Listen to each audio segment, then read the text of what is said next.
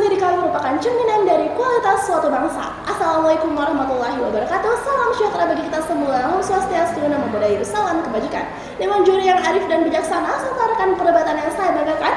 Sebelum perdebatan saya mulaikan, izinkan saya untuk memperkenalkan diri. Saya Yohanatul Ramadhani selaku sebagai pembicara pertama dari tim pemerintah yang sangat menyetujui akan adanya mosi perdebatan kita pada kali ini. Di dalam mosi, Dewan ini menyetujui bahwasannya generasi muda dinilai belum cakap sebagai tumpuan negara akibat kualitas pendidikan di Indonesia yang kurang memadai. Dewan juri yang terhormat, perlu kita ketahui bahwasannya generasi muda merupakan salah satu generasi yang akan menjadi penerus negara Indonesia. Namun nyatanya apakah hal ini bisa kita lakukan jika data dan fakta yang sudah dikemukakan oleh World Bank menyatakan bahwasannya Indonesia berada di peringkat 67 dari adanya 207 negara di dunia terkait dengan kualitas pendidikan. Bukankah hal ini dapat menjadi bukti bagi kita semua bahwasanya kualitas pendidikan di Indonesia masih berada di kata kurang memadai, Dewan juri yang terhormat? Lalu Dewan juri yang terhormat, perlu kita melihat secara mendalam atau spesifik terkait dengan mengapa hal ini bisa terjadi. Yang pertama yaitu karena adanya pergantian kurikulum secara terus-menerus, di mana pemerintah maupun Menteri Pendidikan tidak melihat bagaimana konsekuensi yang akan diakibatkan secara menyeluruh, yang dimana tenaga pendidik akan susah menemukan metode seperti apa yang harus mereka berikan kepada siswa untuk meningkatkan pemahaman pada siswa tersebut. Lalu yang kedua, di mana siswa akan susah beradaptasi terkait dengan pergantian kurikulum secara terus-menerus, di mana siswa perlu beradaptasi dengan kurikulum yang pertama diciptakan digantikan lagi dengan kurikulum yang baru. Bukankah hal ini akan mengganggu titik fokus bagi siswa tersebut dalam melaksanakan pembelajaran, Dewan juri yang terhormat? Lalu Dewan juri yang terhormat, perlu adanya kita melakukan perbandingan terkait dengan negara kita dengan negara lain yang tidak pernah melakukan adanya pergantian kurikulum, yakni negara Finlandia. Negara Finlandia merupakan salah satu negara yang tidak pernah menggantikan kurikulum tersebut, Dewan juri yang terhormat. Namun mereka mendapatkan pola pikir untuk mengubah sistem yang berada dalam kurikulum tersebut, Dewan juri yang terhormat. Bukankah hal ini dapat menjadi evaluasi bagi negara kita terkait dengan bagaimana sistem yang seharusnya diterapkan dalam negara Indonesia itu sendiri, Dewan juri yang terhormat? Lalu Dewan juri yang terhormat, perlu kita mengingat bagaimana data yang sudah dikemukakan oleh PISA yang menyatakan bahwasannya dari tahun 2000 sampai tahun 2023 Indonesia tidak mengalami peningkatan terkait dengan kualitas pendidikan. Hal ini dikarenakan karena solusi yang ditawarkan oleh Menteri Pendidikan kurang cukup baik untuk meningkatkan kualitas pendidikan dari siswa tersebut, Dewan juri yang terhormat. Lalu Dewan juri yang terhormat, terkait dengan distribusi sarana dan prasarana yang tidak didistribusikan secara merata, terkait dengan masyarakat atau siswa-siswi yang berada di desa yang belum mendapatkan fasilitas terkait dengan sarana dan prasarana yang seharusnya mereka dapatkan. Sehingga hal inilah yang menjadi titik berat kami sebagai tim pemerintah untuk tetap menyetujui akan adanya mosi perdebatan kita pada kali ini. Sekali lagi kami tekankan secara tegas, tugas dan mantap bahwasanya kami tetap menyetujui akan adanya mosi perdebatan pada kali ini. Lawan berdebat yang baik adalah lawan berdebat yang berpikir kritis. Terima kasih. Pendidikan merupakan landasan dalam memperkokoh bangsa. Assalamualaikum warahmatullahi wabarakatuh. Perkenalkan, saya Mbak Juni Kasmilaningrum sebagai pembicara kedua dari tim pemerintah yang menyetujui mosi perdebatan kita pada siang hari ini. Di bawah mosi, generasi muda dinilai belum cakap sebagai tumpuan negara akibat kualitas pendidikan Indonesia kurang memadai. Sebelum saya menyampaikan argumentasi saya, Dewan juri yang saya hormati, sebelumnya izinkan saya untuk merekonstruksikan kembali kerangka berpikir yang telah disampaikan oleh pembicara pertama dari tim oposisi. Sebelumnya, pembicara pertama dari tim oposisi terlalu merabat tanpa menitik beratkan terhadap esensi dari suatu perdebatan. Mosi perdebatan kita pada hari ini adalah mengenai bagaimana kami menilai bahwasanya generasi muda masih belum cakap dinilai sebagai tumpuan negara akibat dari kualitas pendidikan. Akan tetapi saudariku dari tim oposisi terus saja mengatakan bahwasanya di Asia Tenggara Indonesia menempati posisi keempat dengan sistem pendidikan terbaik. Akan tetapi saudariku tidak merabat terhadap adanya fakta yang terjadi di lapangan, di mana pada saat ini akses pendidikan masih sangat kurang memadai di area-area pedesaan. Begitupun dengan ketersediaan sarana dan prasarana yang masih belum merata di pelosok-pelosok negara Indonesia ini. Kemudian Dewan juri yang terhormat, apakah dengan melihat kepada fakta tersebut, saudariku dari tim oposisi masih tetap bisa menyatakan bahwasanya pendidikan Indonesia sudah berkualitas? Mari kita melihat kepada ranah argumentasi kami, Dewan juri yang terhormat.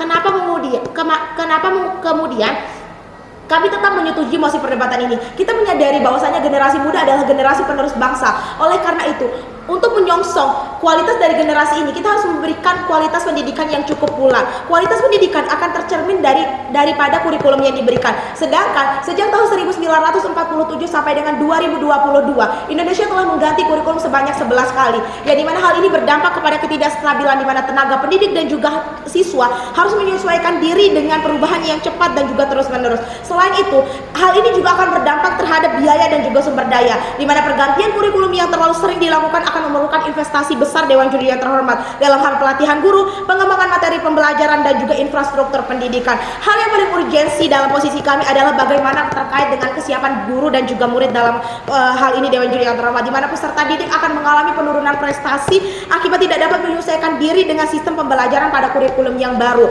dan juga para guru akan tidak memiliki cukup waktu untuk beradaptasi. Sedangkan di sini Pusat Penelitian Pendidikan menunjukkan bahwasanya guru membutuhkan waktu 2 hingga 3 tahun untuk menyesuaikan diri dengan kurikulum baru yang ada, sehingga dengan pergantian kurikulum yang terlalu cepat akan menambah beban bagi para guru dan juga akan mengurangi efektivitas pengajaran. Mari kita melihat Dewan Juri yang terhormat kepada standar pendidikan nasional yang merupakan standar ajuan pendidikan berkualitas di Indonesia. Standar pendidikan nasional, di salah satu standar ini termuat standar sarana dan prasarana yang selalu menjadi urgensi permasalahan setiap tahunnya, di mana data Badan Pusat Statistik pada tahun 2022 mencatat bahwasanya sebanyak 60,60% kelas dalam satuan pendidikan sekolah dasar mengalami kerusakan. Begitu pula dengan jenjang sekolah menengah pertama mengalami kerusakan sebesar 57,13% dan dilanjutkan pada jenjang sekolah menengah atas sebesar 50,56% yang terus meningkat setiap tahunnya Dewan Juri yang terhormat. Hal ini menyebabkan terhambatnya proses pembelajaran. Lalu generasi akan berkembang seperti apa ketika proses pembelajaran terhambat? Apakah generasi akan berkembang dengan cukup baik? Tentu tidak Dewan Juri yang saya hormati serta rekan perdebatanku. Hal ini tentu akan menghambat bagaimana kualitas dari generasi tersebut, di mana hal ini tercermin langsung di dalam hasil yang diberikan, di mana hal ini akan mempengaruhi dan akan berdampak terhadap tenaga kerja, yang di mana Badan Pusat Statistik mencatat pada bulan Agustus tahun 2023 sebanyak 7,86 juta orang Indonesia menjadi pengangguran. Bukankah hal ini menjadi bukti bahwasanya kesiapan mental dari anak muda atau generasi muda masih belum mampu bersaing di dunia kerja Dewan Juri yang terhormat, sehingga hal ini juga disebabkan karena kurangnya pendidikan Dewan Juri yang terhormat. Pendidikan berkualitas masih jauh dari kata standar di Indonesia itu sendiri. Kemudian poin yang selanjutnya Dewan Juri yang terhormat, mari kita lihat dari segi pendidikan karakter. Pendidikan karakter merupakan proses pembelajaran yang bertujuan untuk membentuk dan mengembangkan nilai-nilai moral, etika dan juga sikap yang positif dari siswa itu sendiri. Ya, di mana hal ini bertujuan untuk mencegah perundungan, sedangkan KPAI mencatat bahwasanya sebesar 3.800 kasus terjadi pada sepanjang tahun 2023 dan perundungan ini kebanyakan terjadi di area persekolahan. Bukankah hal ini yang tidak kami inginkan pada akhirnya di posisi kami? Bagaimana pendidikan berkualitas harus menekankan kepada pendidikan karakter, sedangkan Indonesia masih belum mampu untuk menempuhnya, sehingga kami bisa katakan bahwasanya pendidikan berkualitas di Indonesia masih jauh dari kata memadai, dan hal ini akan mempengaruhi bagaimana kualitas dari generasi tersebut, karena pada dasarnya suatu generasi akan terlihat kualitasnya dari bagaimana pendidikan yang diberikan. Sekali lagi saya tegaskan dengan tegas, lugas dan mantap bahwasanya kami tetap menyetujui mosi perdebatan kita pada siang hari ini. Lawan berdebat yang baik adalah lawan berdebat yang berpikir kritis. Bangga menjadi tim pemerintah. Dasar dari setiap negara adalah pendidikan pemuda. Assalamualaikum warahmatullahi wabarakatuh. Salam sejahtera bagi kita semua. Om Swastiastu, salam kebajikan, namo buddhaya. Dewan Juri yang terhormat, moderator serta rekan debat yang saya banggakan. Perkenalkan, nama saya Desi Fatiatul Aulia selaku pembicara ketiga dari tim pemerintah yang sangat menyetujui mosi perdebatan kita pada kali ini. Di bawah mosi, generasi muda dinilai belum cakap sebagai tumpuan negara akibat pendidikan Indonesia yang kurang memadai. Namun Dewan Juri yang terhormat, sebelum melanjutkan argumentasi saya, izinkan saya untuk merekonstruksikan kembali kerangka berpikir yang telah disampaikan oleh saudariku dari tim oposisi, yang dimana Dewan Juri Otomat atau saudariku dari tim oposisi terlalu menyetujui bahwasanya pendidikan di Indonesia ini sudah memadai dan generasi muda sudah sangat cukup cakap dijadikan sebagai tumpuan negara. Mereka membuktikannya dengan adanya partisipasi dari para siswa yang mengikuti lomba-lomba dan memenangkan lomba-lomba di ajang internasional. Namun Dewan Juri Otomat, kami sebagai tim pemerintah tetap tidak menyetujui hal tersebut, karena pada faktanya Dewan Juri Otomat, hasil ujian internasional seperti PISA sering menunjukkan bahwa siswa Indonesia masih berada di bawah rata-rata global dalam hal literasi, numerasi, dan sains. Selanjutnya berlanjut karena argumentasi saya mengapa kami menuju mosi perdebatan kita pada kali ini. Perlu disadari saudariku, bagaimana generasi muda bisa dikatakan sebagai tumpuan negara jika akses pendidikan berkualitas saja masih tidak bisa didistribusikan secara merata, terutama antara daerah perkotaan dengan daerah pedesaan, sehingga di antara dua wilayah ini mengalami perbedaan antara lulusan pendidikan yang berkualitas.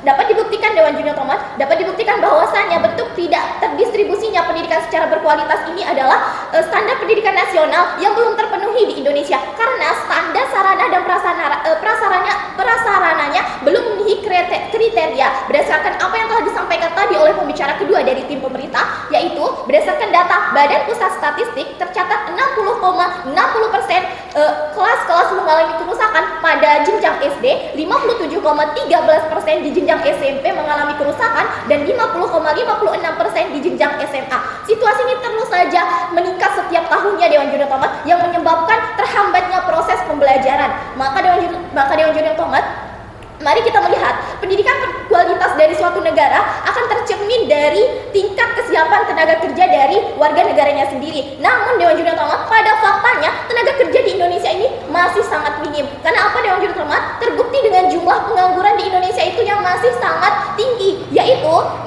menurut data Badan Pusat Statistik, jumlah pengangguran di Indonesia mencapai 7,86 juta pada tahun 2023. Tentunya hal ini Dewan Juri Tomat menyebabkan kami sebagai tim pemerintah di sini akan menanyakan, generasi muda cakap seperti apakah yang dimaksudkan di sini oleh saudariku dari tim oposisi. Berlanjut Dewan Juri Tomat, berdasarkan apa yang telah disampaikan oleh pembicara pertama, kedua dari tim pemerintah, bahwasanya kurikulum yang terlalu sering diganti akan berdampak pada kualitas pendidikan, karena tenaga pendidik dan siswa akan kesulitan beradaptasi dengan perubahan kurikulum yang diganti secara cepat Dewan Juri Tomat. Hal itu akan mengganggu proses belajar mengajar yang ada di dalam kelas dan dapat mengurangi konsistensi pendidikan itu sendiri. Dengan sering digantinya kurikulum itu sendiri, Dewan Juri Tomat akan berpengaruh pada kefokusan dan tingkat kontinuitas dalam proses pembelajaran, yang dimana Dewan Juri Tomat, hal ini akan mempengaruhi kedalaman pemahaman materi terhadap siswa, sehingga ditakutkan nantinya generasi muda ini tidak akan bisa menjadi tumpuan negara atau penerus bangsa yang cakap. Sadari saudariku, eksistensi dari sebuah perdebatan bukan hanya mengandalkan data dan opini, namun bagaimana kita menemukan the best solusi dari urgensi mosi perdebatan kita pada kali ini. Maka izinkan kami dari tim pemerintah untuk menyampaikan solusi-solusi dari urgensi mosi perdebatan kita pada kali ini. Solusi pertama adalah kurikulum seharusnya tidak dirubah atau tidak terlalu sering diganti, tapi bagaimana cara setiap menteri pendidikan meningkatkan sistem yang ada dalam kurikulum tersebut. Solusi yang kedua adalah dalam kurikulum harus membuat pendidikan karakter yang kuat dan tegas untuk menciptakan generasi yang berkualitas. Apabila Menteri Pendidikan tidak mengimplementasikan solusi yang telah kami berikan, maka Dewan Juri Tomat, kualitas pendidikan di Indonesia tidak akan merata dan tidak akan pernah mengalami peningkatan terkait kualitas pendidikan itu sendiri. Namun, mari kita melihat solusi yang kami berikan akan berdampak positif pada akhirnya nanti. Seperti kualitas pendidikan bagi generasi muda akan lebih meningkat karena tenaga pendidik akan lebih berfokus memberikan metode pengajaran karena mereka akan fokus terhadap satu kurikulum itu sendiri. Maka dengan tegas, lugas, dan mantap, saya selaku pembicara ketiga tetap menyetujui mosi perdebatan kita pada kali ini. Lawan pendebat yang baik adalah lawan yang berpikir kritis.